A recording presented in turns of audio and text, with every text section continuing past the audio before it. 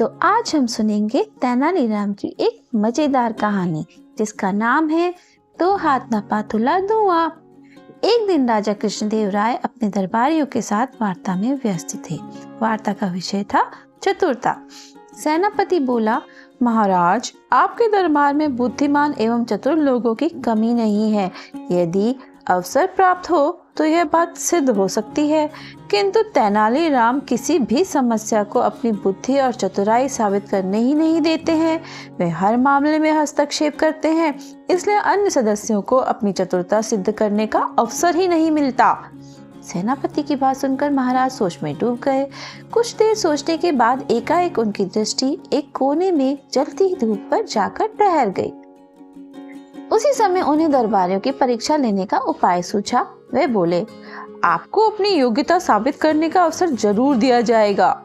सभी दरबारियों ने एक स्वर में कहा, ठीक है महाराज, आप कार्य बताइए। महाराज ने कोने में जलती हुई धूप बत्ती और संकेत करके कहा, मुझे इस धूप बत्ती का 2 हाथ धुआं चाहिए।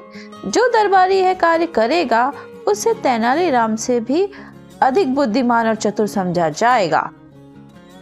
प्रश्न सुनकर सभी दरबारी हक्के बक्के रह गए। वे सोचने लगे कि यह कैसी मूर्खतापूर्ण प्रश्न है। भला धुआं भी कभी नापा जाता है? कई दरबारियों ने हाथ से धुआं नापने का प्रयत्न किया, परंतु धुआं कैसे नापते? वह तो ऊपर उठता और हवा में इधर उधर चला जाता। पूरा दिन बीत गया परंतु धुआं ना नप सका। महाराज कृष्णदेव यह मन ही मन मुस्कुरा रहे थे। अंत में सभी दरबारी थक हार कर बैठ गए। उनमें से एक दरबारी बोला, महाराज, हमारे विचार से धुएं को नापना नामुमकिन है। यदि तेनालीराम इस असंभव कार्य को संभव कर दे तो हम उसे अपने से श्रेष्ठ और चतुर समझेंगे।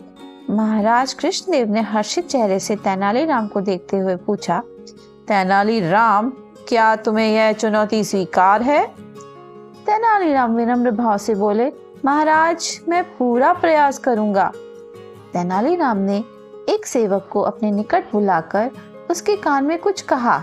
तेनालीराम की बात सुनकर सेवक दरबार से चला गया। कुछ देर बाद सेवक के हाथ में 2 हाथ लंबी कांच की एक नली ली थी। पुनः दरबार में उपस्थित हो गए। तेनालीराम ने नली का मुंह उठाते हुए धुएं पर रख दिया। धीरे धीरे धुआं पूरा नली में भर गया। तेनालीराम ने नली का मुंह बंद किया और महाराज की ओर बढ़ाते हुए कहा, लीजिए महाराज, 2 हाथ न पातुला धुआं। महाराज ने मुस्कुराते हुए तेनालीराम से नली ले ली।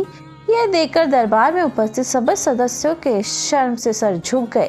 तेनालीराम के हितैषियों का सिर गर्व से ऊंचा हो गया। Thank you so much. आपको ये कहानी कैसी लगी? प्लीज कमेंट बॉक्स पे बताइए।